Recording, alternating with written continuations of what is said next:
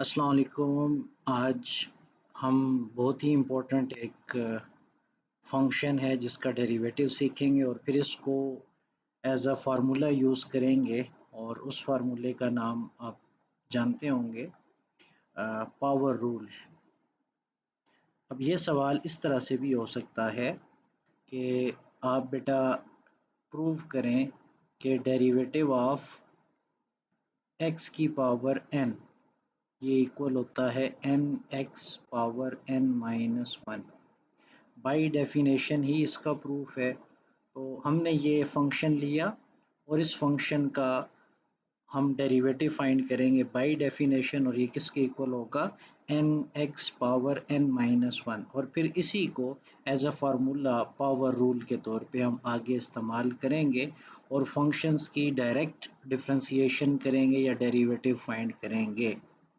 अब इस तरह के कुछ फंक्शंस ऐसे हैं जिनमें हमें बाइनोमियल एक्सपेंशन की ज़रूरत पड़ती है। तो हम देखते हैं बाइनोमियल एक्सपेंशन क्या है। आपने एक छोटा सा फार्मूला, क्योंकि फर्स्ट ईयर में इस साल बाइनोमियल एक्सपेंशन का पूरा चैप्टर एक्सक्लूडेड था, तो मैं समझता हूँ कि आप लोगों ने बाइनोमियल एक्सपेंशन उस तरह से नहीं की होगी। तो आप जस्ट ये फार्मूला जिसकी 3 टर्म्स हैं आपने याद रखनी है बेटा। अब 1 प्लस एक्स की पावर अगर n हो, बाइनोमियल इसलिए कहा जाता है कि यहाँ पर 2 टर्म्स होती हैं।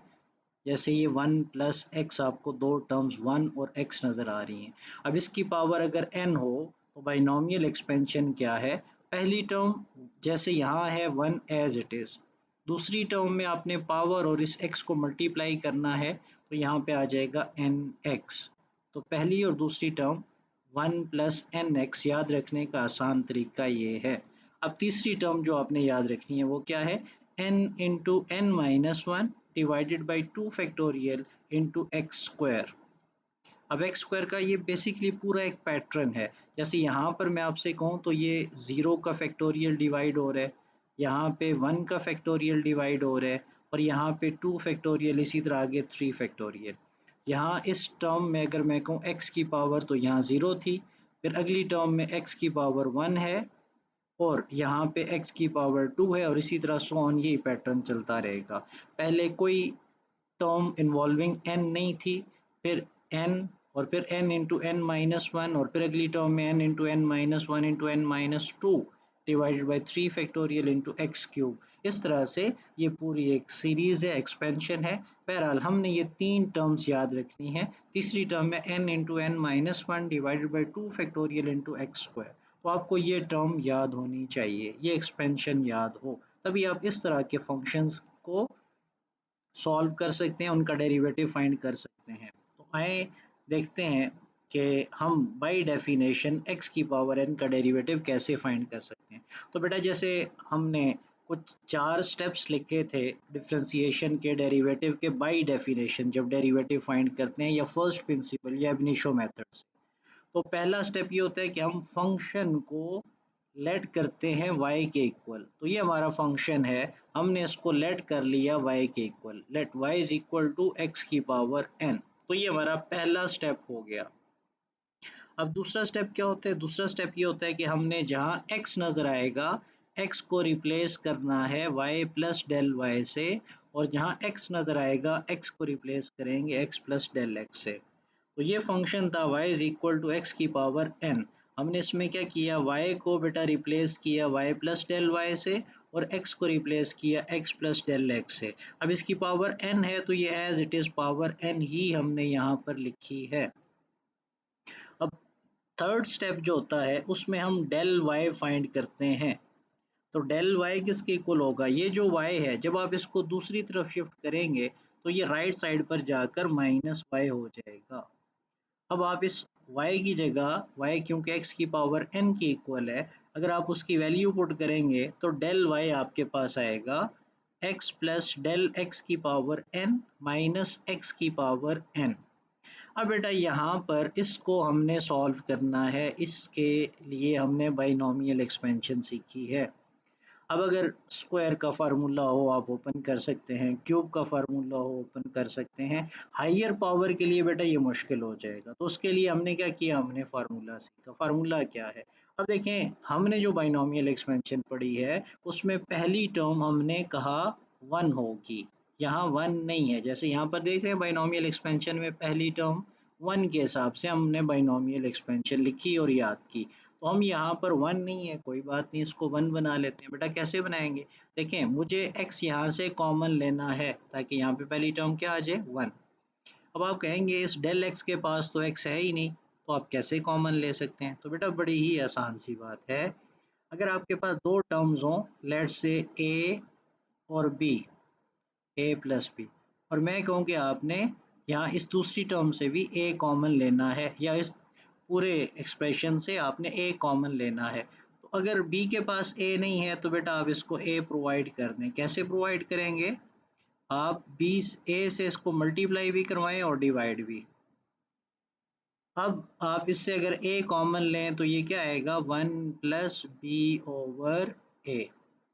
तो जिसके पास ना हो आप उसे खुद प्रोवाइड कर दें, मल्टीप्लाई भी करवाएं और डिवाइड भी। और किसी भी टर्म को सेम, किसी भी एक्सप्रेशन को टर्म को सेम टर्म से मल्टीप्लाई डिवाइड करवाएं, नंबर से मल्टीप्लाई डिवाइड करवाएं, तो उसकी ज़ात पे कोई फ़र्क पड़ेगा नहीं। तो हम यहाँ यही कॉन्सेप्ट अप्लाई करते हैं। और बेटा हम कॉमन लेते हैं x। जब x कॉमन लेंगे तो यहाँ से यहाँ पे तो 1 आ गया, x की जगह हमने x कॉमन ले लिया। अब यहाँ क्या होगा, जो x आपने कॉमन लिया था वो नीचे डिवाइड में जाएगा। अब दोबारा मल्टीप्लाई करें अगर इनको तो ये वही x प्लस डेल x ही बनेगा। तो जिसके पास नहीं होगा वहाँ x कहाँ जाएगा? डिवाइड में। ठीक है, अब ये पावर है n, तो ये दोनों पर अप्लाई होगी, यानी अगर a और b मल्टीप्लाई हो रहे हो और उनकी पावर n हो, आप इसे ओपन करेंगे तो ये a की पावर n इंटू बी की पावर n बनेगा। तो ये पावर दोनों पर अप्लाई होगी जब हम इसको ओपन करेंगे। तो हमने लिखा x की पावर n इंटू 1 प्लस डेल एक्स ओवर x की पावर n। अब यहाँ पर हम बाइनोमियल एक्सपेंशन लगाएंगे। बाइनोमियल एक्सपेंशन क्या है जो हमने यहाँ पर अप्लाई करनी है? तो ये x की पावर n इंटू 1 प्लस ये सारा x है बेटा। तो दूसरी टर्म क्या होती है, हम इन दोनों को आपस में मल्टीप्लाई करते हैं, तो 1 प्लस n इंटू ये जो सारा x है हमारा डेल x ओवर x वो लिखा, plus n into n minus 1 divided by 2 factorial as it is, और x का स्क्वायर होता है तो यहाँ पे x क्या है? डेल x ओवर x, तो इसका स्क्वायर आ गया। हायर टर्म्स जितनी भी हैं हम नेग्लेक्ट करते हैं, उसकी रीज़न ये है कि जब आप लिमिट लेते हैं तो बेटा ये टर्म भी और इससे हायर टर्म्स भी सारी ज़ीरो हो जाती हैं जब हम del x approaches to zero पर लिमिट लेते हैं। तो ये मैं आपको शो करवाऊंगा ज़ीरो होती है, हायर टर्म्स फिर आप खुद समझ जाएंगे कि कैसे ज़ीरो होती हैं। अब बेटा हमने डेल वाई फाइंड कर लिया, इसमें इसकी सिंप्लीफिकेशन हमने करनी है। एक्स एन को मल्टीप्लाई करवाएंगे अंदर, एक्स एन पहले 1 से मल्टीप्लाई होगा, फिर एक्स की पावर एन इससे मल्टीप्लाई होगा, फिर एक्स की पावर एन इस थर्ड टर्म से मल्टीप्लाई होगा। तो हम नेक्स्ट स्टेप में जस्ट एक्स की पावर एन को मल्टीप्लाई करवाते हैं, पहले इसके साथ, फिर इसके साथ और फिर इसके साथ। तो ये क्या बनेगा? एक्स की पावर एन प्लस ये सारी टर्म मैंने लिखी n del x over x into x की पावर एन, फिर ये सारी term as it is del x का square divided by x square into x की पावर एन माइनस एक्स की पावर एन। अब देखें फर्स्ट और लास्ट टर्म ये सेम टर्म्स हैं विद ऑपोजिट साइन, तो हमने क्या किया, इनको कैंसिल कर दिया। तो पहली और आखिरी टर्म एक दूसरे के साथ क्या हो गई? कैंसिल हो गई। ठीक है, अब पहली और आखिरी टर्म कैंसिल, दरमियान में जो टर्म बच गई हैं इनमें आप डेल एक्स अगर कॉमन लें तो डेल एक्स सब में है, हम डेल एक्स कॉमन ले सकते हैं। ठीक है, ये टर्म्स ही तो टोटल दो हैं, यहाँ से भी एक डेल एक्स कॉमन ले लेते हैं और एक डेल एक्स यहाँ से कॉमन ले लेते हैं। अगर हम डेल एक्स कॉमन लें तो ये बनेगा del x into n x n, और ये जो x की पावर 1 है ये जब आप इसे ऊपर शिफ्ट करेंगे तो ये x की पावर -1 हो जाएगी न्यूमरेटर में, plus n into n minus one divide by 2 factorial into ये है बेटा डेल x, एक आपने क्योंकि कॉमन ले लिया तो पीछे एक डेल x बच गया। अब x की पावर n ये है इनटू ये जब न्यूमरेटर में शिफ्ट करेंगे ऊपर तो x की पावर क्या हो जाएगी? -2। अब सेम बेसिस पावर ऐड करेंगे तो x की पावर n-2 और ये x की पावर n-1 बनेगा। अब बेटा आप जानते हैं जब डेल y फाइंड कर लेते हैं तो हम दोनों साइड्स को डेल x से डिवाइड करते हैं। लेफ्ट साइड पे ये डेल x और राइट साइड पे ये डेल x हमने डिवाइड करवाया, तो जो कॉमन लिया था डेल x वो इस डेल x के साथ कैंसिल हो गया और लिमिट जब अप्लाई होगी, बाकी एज इट इज हमने लिखा बेटा, जब लिमिट अप्लाई होगी तो ये बनेगा limit del x approaches to zero del y over del x is equal to limit del x approaches to zero. अब इस पूरी टर्म पे एक्सप्रेशन पे आपने लिमिट अप्लाई करनी है। अब इसके पास तो डेल x है ही नहीं, तो इस पे कोई फर्क पड़ेगा लिमिट से? नहीं। जहां डेल x है वहां पर हमने जीरो पुट करना है, तो ये डेल x है, इस डेल x की जगह हम जीरो पुट करेंगे तो ये सारी टर्म क्या हो जाएगी? जीरो। तो ये हमने डेल x की जगह बेटा जीरो पुट किया और ये सेकेंड टर्म सारी क्या हो गई? जीरो। तो फाइनल हमारे पास जो आंसर आया, अब ये by definition limit del x approaches to zero del y over del x, ये किसके इक्वल होता है? dy over dx। और राइट साइड पर आ गया nx पावर n-1। तो ये बेटा पावर रूल है। अगर आज ये प्रूव करें पावर रूल या x की पावर n का डेरिवेटिव लें बाय डेफिनेशन एब इनिशियो मेथड या फर्स्ट प्रिंसिपल मेथड, तो आप ये सारे सवाल इस मेथड से करेंगे। और आगे चलकर हमने बेटा इस पावर रूल को यूज करना है डायरेक्ट डेरिवेटिव्स में, तो अगले स्टेप में हम डायरेक्ट डेरिवेटिव्स में ये पावर रूल यूज करेंगे। उम्मीद है बेटा आपको समझ आ गई होगी।